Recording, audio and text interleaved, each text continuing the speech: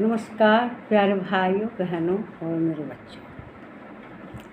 कल हमने गीता के दूसरे अध्याय के 48 श्लोक का अध्ययन किया था। आज हम लोग गीता के अध्याय 2 के 49 श्लोक का अध्ययन करेंगे। तो देखिए, जो पीछे का अध्याय था, अध्याय 1, वो तो उसमें तो श्री कृष्ण भगवान अर्जुन को बहुत समझा रहे हैं। वो बहुत दुख की अवस्था में पहुंच गए हैं, अपने हथियार डाल दिए हैं युद्ध के मैदान में, मतलब अपने धनुष बाण गांड वगैरह रख के और जाके रथ के पीछे भाग में बैठ गए हैं कि भाई अब हम युद्ध नहीं करेंगे। तो श्री कृष्ण भगवान उन्हें समझाते हैं कि भाई नहीं, युद्ध नहीं करते तो ये गलत बात है, तुम्हें हर हाल में युद्ध करना है। और वे उनको युद्ध के लिए प्रेरित करती है। तो हम लोगों का सौभाग्य कहिए कि हमें गीता सुनने के लिए मिली। ये तो अर्जुन जी की कृपा है कि उन्होंने हथियार डाल दिए और श्री कृष्ण भगवान के हृदय में जो बातें थी वो उनके मुखारविंद से उत्पन्न हुई, निकली गीता के रूप में। हम लोगों का भी सौभाग्य हो गया कि हमें गीता सुनने को मिल रही है। और नहीं तो न वो हथियार डालते, न वो दुख की अवस्था में जाते, विषाद की अवस्था में जाते, और न हमारा सौभाग्य होता कि हमें गीता सुनने को मिले। ये तो हम लोगों के लिए तो अच्छी बात है। खैर, उन्होंने हथियार उठाए, युद्ध भी जीता, लेकिन उनकी प्रेरणा के बाद जीता। जब गीता उन्होंने पूरी कह ली तब उन्होंने अपना युद्ध प्रारंभ किया। तो ये हमारा सौभाग्य कि हमें गीता पढ़ने सुनने को मिल रही है। ये तो सब कहना अर्जुन की ही कृपा कहिए कि उन्होंने हथियार डाले और उन्होंने ये motivational speech, it is the first most motivational speech in the world. तो ये तो समझ गए, ये स्पीच हमें मिली श्री कृष्ण भगवान की। ठीक है, अब जो 49 श्लोक है इसमें किसके बारे में बताते हैं? अर्जुन से श्री कृष्ण भगवान कहते हैं कि जो महान लोग होते हैं वे नीच कर्मों से दूर रहते हैं। मतलब अपने कर्म की फल की चिंता नहीं करते। कर्म की फल की चिंता करना क्या है? नीचता है। दूरेण ह्यवरम, जो नीच कर्म हैं उनसे वे दूर रहते हैं। और वे किस पर स्थित रहते हैं? बुद्धि योग पर। जो बुद्धि योग सब काम, हमारे कर्म भगवान के चरणों में अर्पित करता है।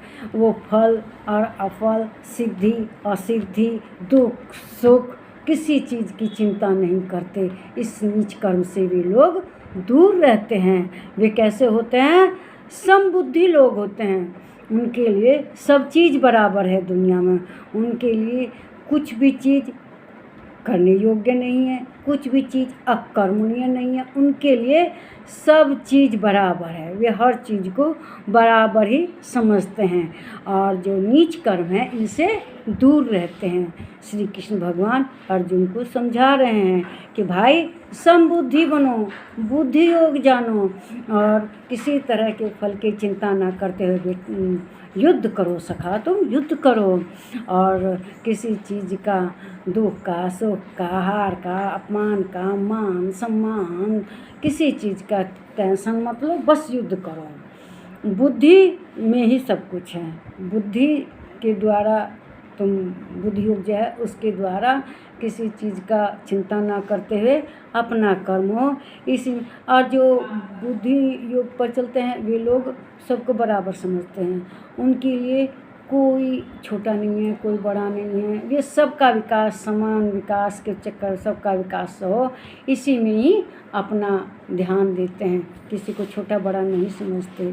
तो श्री कृष्ण भगवान कहते हैं कि दूरेण ह्यवरम कर्म बुद्धि योगान धनुय बुद्धो शरण मन विच्छ कृपणा फल हेतु।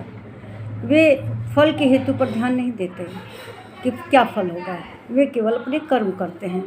श्री कृष्ण भगवान साफ सीधे शब्दों में कहते हैं, इस समरूप योग जो बुद्धि योग से है, इससे सकाम कर्म अत्यंत ही निम्न श्रेणी का है। जो आदमी अपने फल की चिंता करके लेके चलता है ना, वो जो कर्म है वह क्या है, बहुत ही छोटा है, निम्न श्रेणी का है।